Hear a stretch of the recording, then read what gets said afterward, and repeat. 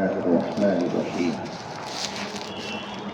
ومن أظلم ممن منع مساجد الله أن يذكر فيها اسمه وسعى في خرابها أولئك ما كان لهم أن يدخلوها إلا خائفين لهم في الدنيا خزي ولهم في الآخرة عذاب عظيم۔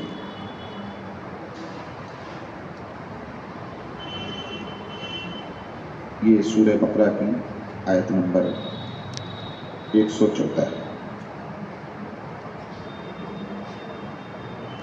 اور اس سے بڑھ کر ظالم کون ہے جو اللہ کی مسجدوں کو روکے ان میں نام خدا لیے جانے سے اور ان کی ویرانی میں کوشش کرے۔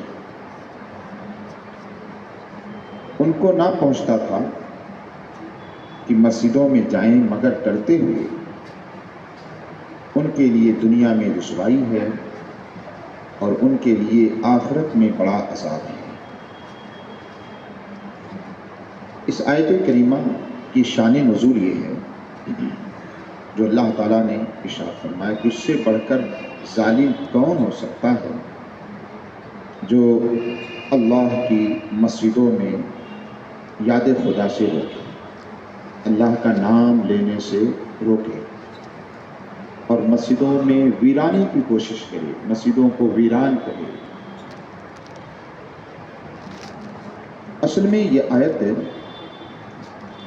بیت المقدس کی بے حرمتی کے متعلق نازل ہوئی، جس کا مختصر واقعہ یہ ہے کہ روم کے نصرانیوں نے بنی اسرائیل پر یعنی بیت المقدس پر حملہ کیا اور اپنے پورے فوج کو پھیلایا اور بہت قتل و غارت گری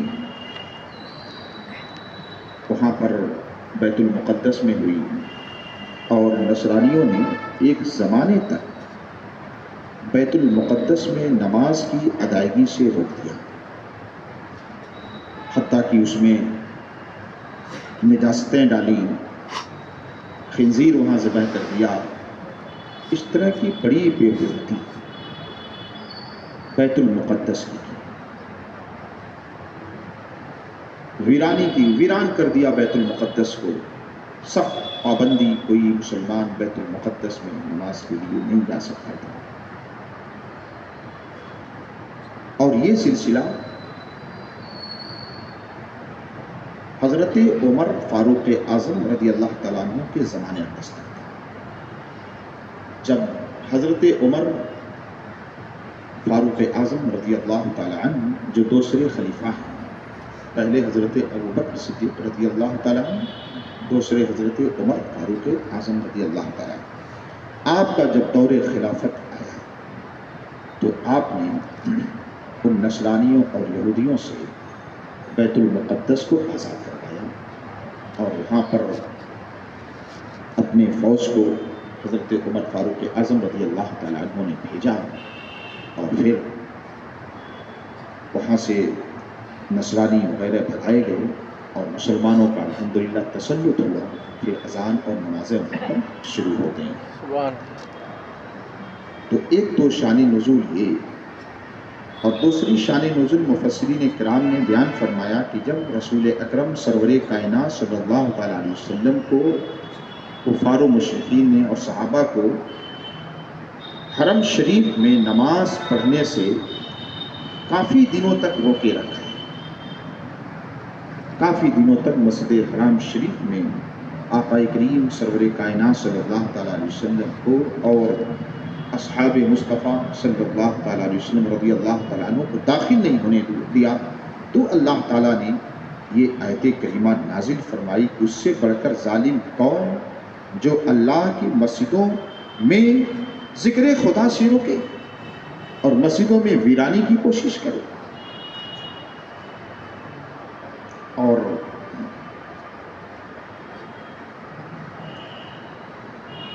اب یہ حکم جو ہے قیامت قیامت تک کے لیے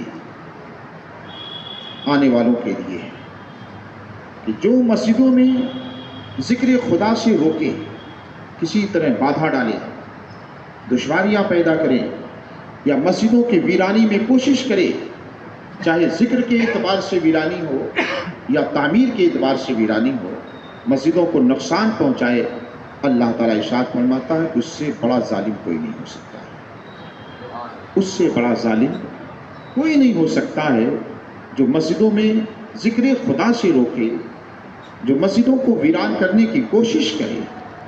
اللہ تعالیٰ ارشاد فرماتا ہے کہ ہونا تو یہ چاہیے تھا کہ مسجدوں میں، یعنی اتنی مقدس اور مبارک یہ مسجدیں ہیں، اللہ ارشاد فرماتے ہیں کہ اس میں تو ہونا یہ چاہیے تھا کہ ڈرتے ہوئے داخل، خوف الہی سے لرزتے ہوئے مسجدوں میں داخل ہوں، چونکہ یہ بہت مبارک اور مقدس باعزت جگہ ہیں۔ یہ کھیل تماشا، شور و گل اور جھگڑا ٹنٹا کے لیے یہ مسجدیں نہیں ہیں۔ ہونا اللہ تعالیٰ ارشاد فرماتا ہے کہ ما کان لہم ان یدخلوها الا خائفین، ان کو ہونا تو یہ چاہیے تھا کہ مسجدوں میں جائیں ڈرتے ہوئے۔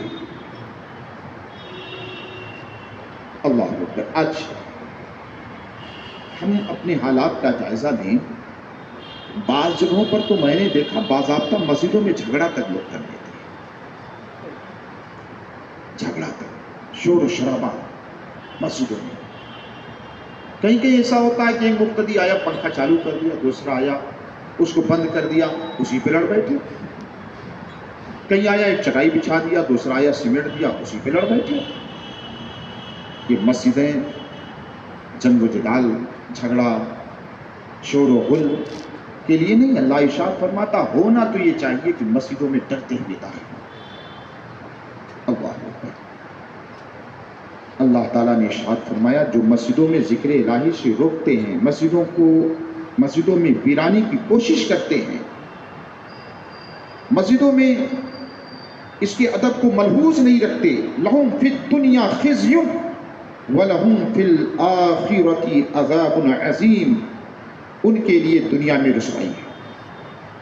اللہ اکبر۔ ان کے لیے دنیا میں رسوائی ہے اور ان کے لیے آخرت میں بڑا عذاب ہے۔ دو وعیدیں اللہ تبارک و تعالیٰ نے دنیا کی بھی وعید سنا دی اور آخرت کی بھی وعید سنا دی۔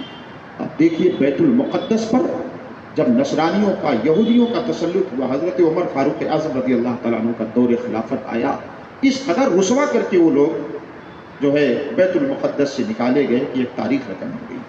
بالکل بیت المقدس کو ان سے خالی، نصرانیوں سے بھی خالی کروایا گیا، یہودیوں سے بھی خالی کروا لیا گیا۔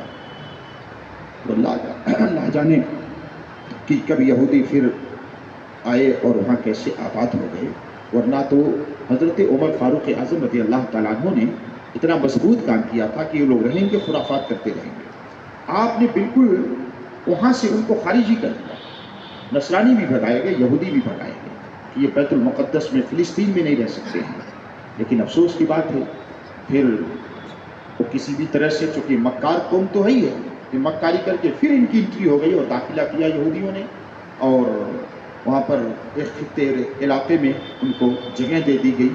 آج صورتحال آپ لوگوں اور تمام لوگوں کے اہل دنیا کے سامنے ہے کہ اس پر قابض ہو بیٹھے ہیں۔ اللہ تعالیٰ ان کے تسلط سے بیت المقدس شریف کو آزاد فرمائے۔ تو دنیا میں رسوائی یہ کی، نکالے گئے، بھگائے گئے وہ لوگ وہاں سے، ذلت و رسوائی ہوئی۔ میرے آقا سرور کائنات صلی اللہ علیہ وسلم کو اور صحابہ کرام کو مشرکین نے حرم شریف میں داخلے سے منع فرما دیا اور کچھ دن تک نماز نہیں پڑھنے دیا۔ پھر رسوائی کیا ہوئی؟ الحمدللہ اسلام کا پرچم بلند ہوا اور حرم شریف مسلمانوں کے قبضے میں آیا، میرے آقا سرور کائنات صلی اللہ علیہ وسلم کے قبضے میں آیا۔ اور جب مکہ فتح ہوا تو وہ بڑے بڑے ظالم جابر جو رسول اکرم سرور کائنات صلی اللہ علیہ وسلم پر ظلم کرتے تھے، صحابہ پر ظلم کرتے تھے، زیادتیاں کرتے تھے، مسجد حرام شریف میں داخلے سے روک دیا تھا، جب مکہ فتح ہوا سن 9 ہجری میں، تو پھر دنیا نے دیکھا کہ وہی ظالم و جابر قید، بحالت قید بحالت مجرم سب بسب کھڑے ہوئے ہیں اور اس انتظار میں ہیں کہ آج ہمارے لیے کیا سزا سنائی جائے گی۔ اللہ اکبر، ذلیل ہوئے، رسوا ہوئے۔ یہ تو میرے آقا سرور کائنات صلی اللہ علیہ وسلم کا یہ حسن کرم ہے۔ آپ تشریف لائے اور فرمایا کہ لا تثریب علیکم اليوم فانتم الطلقاء، آپ نے ارشاد فرمایا کہ آج تمہارے لیے کوئی مواخذہ نہیں، میں نے سب کو معاف کر دیا، میں نے سب کو۔ لیکن کس طرح ذلت و رسوائی میں وہ ڈوبے ہوئے کھڑے تھے کہ آقا کریم سرور کائنات آ رہے ہیں، کیا ہمارے لیے سزا سنائی جائے گی۔ مسلمان صحابہ کرام بھی وہاں تشریف فرما ہے، اسلام کا پرچم بلند ہے الحمدللہ، حرم شریف مسلمانوں کے قبضے میں ہے۔ اللہ نے ارشاد فرمایا لہم فی الدنیا خزی، دنیا میں ان کے لیے رسوائی ہے، وہ لوگ رسوا ہوئے۔ تو دیکھیے، جو بھی مسجدوں کو نقصان پہنچانے کی، مسجدوں میں ویرانی کی کسی بھی طرح سے کوشش کرتے ہیں، ان کے لیے دنیا میں اللہ نے وعید سنایا، دنیا میں رسوائی ہے۔ وَلَهُمْ فِي الْآخِرَةِ عَذَابٌ عَظِيمٌ، اور ان کے لیے آخرت میں بڑا عذاب ہے، آخرت میں بھی وہ اپنا عذاب دیکھ لیں گے۔